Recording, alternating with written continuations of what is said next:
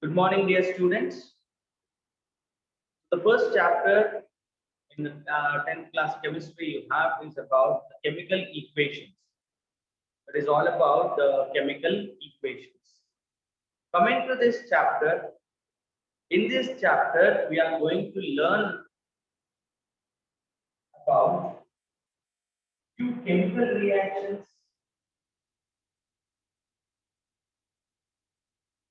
We are going to learn about chemical reactions. We write how to write a chemical equation.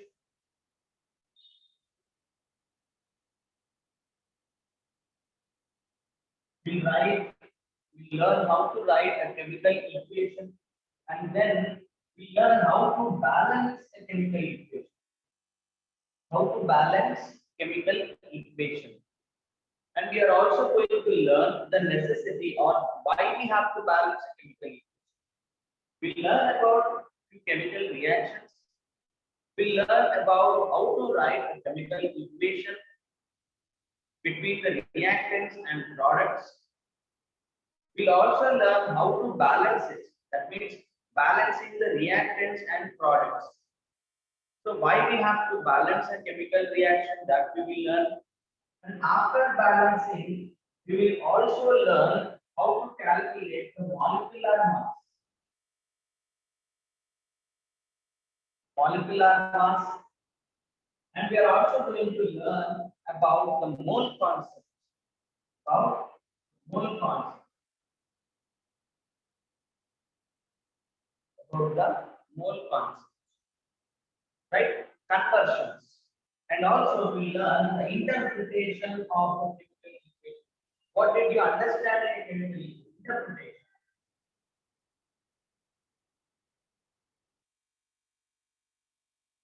These are the things that you are going to learn at the end of the chapter. Right? By the end of the chapter, we are going to learn about the chemical reactions, chemical equation, how to write a chemical equation when reactants and products are provided. We are also going to learn how to write a chemical formula, and how to balance it, molecular mass, mole concept, and interpretation. When a chemical reaction is given to you, or what you are going to understand in a chemical reaction, that is explained by interpretation. Okay. Now, during the bridge course, we have selected few topics in the bridge course that are connecting to this chapter. Okay. So to understand all these things, like learning outcomes at the end of the chapter, you should be aware of the bridge course concepts. Okay. Now let us look at the first one: chemical reactions. What is a reaction?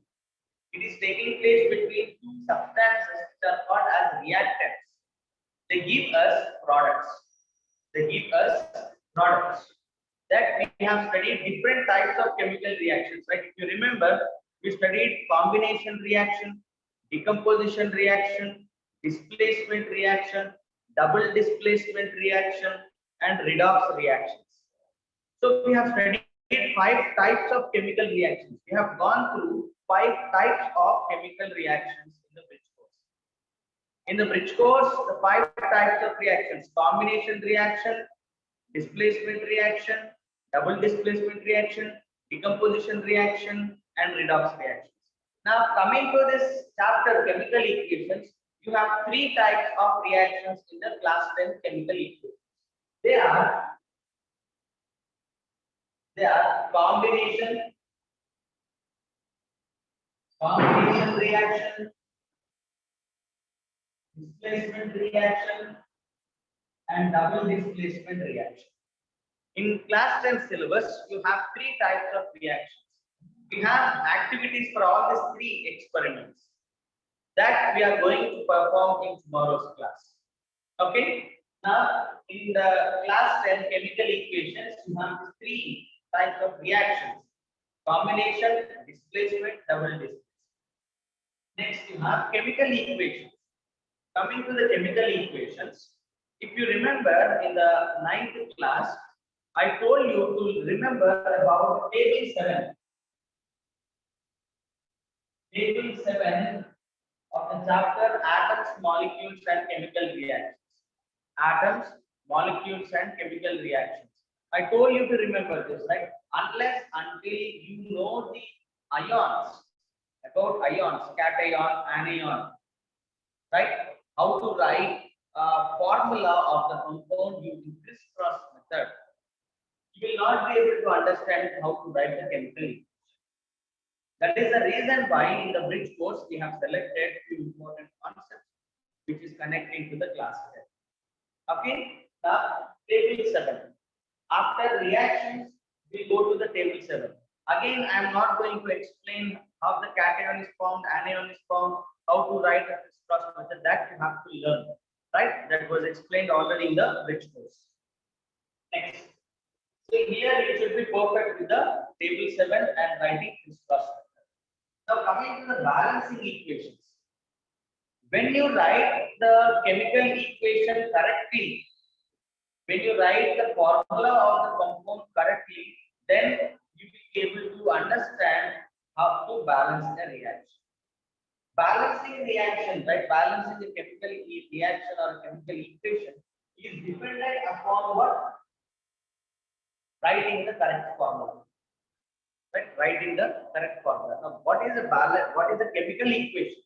Which consists of the reactants and products with different physical states, right? Sometimes heat is liberated, sometimes heat is absorbed, color changes takes place, solubility takes place, sometimes insolubility takes place, right? And then coming to the molecular mass. To understand the molecular mass, right, we have calculated already, right? You should be thorough with the atomic weights of the element, right? Till 20 or 30. So mostly we will be providing the atomic weights of the elements. Okay. Coming to the mole concept. Coming to the mole concept. It is mainly dependent upon the conversions. Moreover, in the class 10, you have totally 6 questions. 3 solved examples and 3 unsolved examples. 3 solved and 3 unsolved examples, which are very, very important, and we can expect it for 4 months. Now, finally, interpretation. Interpretation. So, coming to the interpretation of a chemical equation, what you see in a chemical equation, you see the reactants, you see the products, one side arrow mark or the two sides arrow mark, sometimes upwards arrow mark, downwards arrow mark, and we represent them as S, G, right, L or AQ. So all these things are present in a chemical equation. It is a shorthand representation of the entire reaction. So chemical equation is a shorthand representation. It is a shorthand representation of the reaction, right? The entire reaction, the chemical reaction, is represented in the shorthand formulas, right? Shorthand formulas. So that is called as a chemical equation, right? So these are the few learning outcomes that you are going to get at the end of the chapter. At the end of the chapter, you are going to see what is the chemical reaction, how to write a balance, how to write a chemical equation, how to balance it, how to calculate the molecular mass, how to do the conversions from mole to volume, volume to number of particles, and what is your overall interpretation over this chapter. So that is what you are going to understand at the end of the chapter. So for tomorrow's class, I want every one of you to go through these 3 reactions that we have discussed in the bridge course: combination, displacement, and double displacement reactions. So in tomorrow's class, we are going to perform activities based upon these 3 experiments, right? And in the bridge course, I have shared a video, right? Recorded video, right? In tomorrow's class, we'll do these experiments. Okay, displacement, double displacement, and combination reactions. Okay, and combination reactions. So This is all about the introduction to this chapter. Introduction to the chapter, right? So if you have any questions or any queries, right? Any doubts regarding the subject or the classes or anything, right? I request you to put it in the chat box, okay?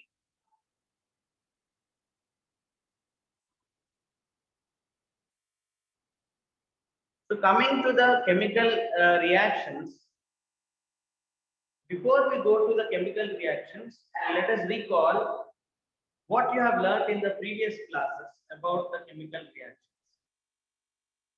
In class 7, you studied about the physical changes and the chemical changes. Physical changes and the chemical changes. Now, the physical changes, what we notice in the physical changes is just change in the shape or size or sometimes color, right? The slight change in the shape or size, right? But not the properties, but not the properties. For example, the decrease in the size of this chalk piece is a physical change. It is a physical change. Cutting a tree is only a temporary change. It's a physical change. Again, within a year, you can get back a tree. It grows and turns to a big tree. Right? Tearing a paper, cutting the wood into pieces, all these things are physical change. Right? For example, conversion of liquid to solid, water to solid, water to ice. It is just a change in their physical state, solid, liquid to solid. But the composition is not going to change. The formula of the water is H2O and the formula of the ice remains the same, that is H2O. The formula does not change. The internal properties does not change. That is what we say the physical properties or a physical change. Physical change. Only the external change is observed. Only the external change is observed. And these are the reversible reactions. You can say that physical reactions are reversible. Physical reactions are reversible reactions. When I tear the paper into pieces, I can stick them and make it a big paper again. I can put all the pieces together, okay, and I can make a big paper again. That is only a physical change. That is only a physical change. But if I ask you to burn the paper, once the paper is burnt, you get the ashes. And you, even if you mix the ashes, right, you stick the ashes, you cannot get back the paper again. So that is what a chemical reaction. Change in the properties. Changing in the properties. That is a chemical reaction. You burn the wood, it turns to coal. And again, you cannot convert coal to the wood again. Right? So that is what a chemical change. Physical change is only to the shape and the size and sometimes color. But chemical change is change in its properties, in its behavior, in the color, in the shape, in the size, and all the things, right? In all the things, the properties are going to change. I burn the paper, I burn the wood, right? They are not going to get back again. So that is what we say a chemical reaction. A chemical reaction. Right? Decomposition of the body is a chemical reaction. Spoilage of the food is a chemical reaction. Right? Spoilage of the food, chemical reaction. Understood? So you have to understand the difference between a physical change and a chemical changes first. Physical changes are reversible reactions and chemical reactions or the chemical changes are the irreversible. Are irreversible. You cannot reverse them again. You cannot reverse them. You convert water to vapor, vapor to water, water to solid, solid to water. But that is not happening in burning of the paper. You burn the paper, it turns to ashes, and again ashes turns to paper. It does not take place. So that is the chemical reaction. The seasons you see is a physical change, right? Then shutting down the leaves of the tree, that is also what? A physical change. Physical change. So you should understand the reversible reactions are the physical changes and irreversible reactions are the chemical changes or the chemical reactions. So under chemical reactions, you have three types of the reactions. They are combination, displacement, double displacement. Combination, displacement, double displacement. Okay. Now already we have discussed in the bridge course. Let us recall it, and so that we can go to the activity part in tomorrow's class.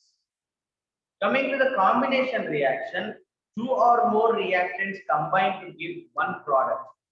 One product. During this combination reactions, sometimes a heat is evolved, or sometimes for this combination reaction, heat is required. It is required. Okay, it is required. So this is what the combination reaction. Let us understand half the heat is required or half the heat is evolved by performing two activities. And at your house, you can do one of the activities that is with the lime water. That is with the lime water. Next, coming to the displacement reaction. In this displacement reaction, to understand displacement and double displacement reaction, you should be thorough with the metal reactivity series. Metal reactivity series. Let us recall the metal reactivity series once again.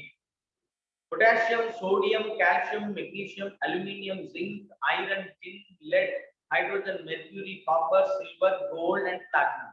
So this is the order for the metal reactivity series.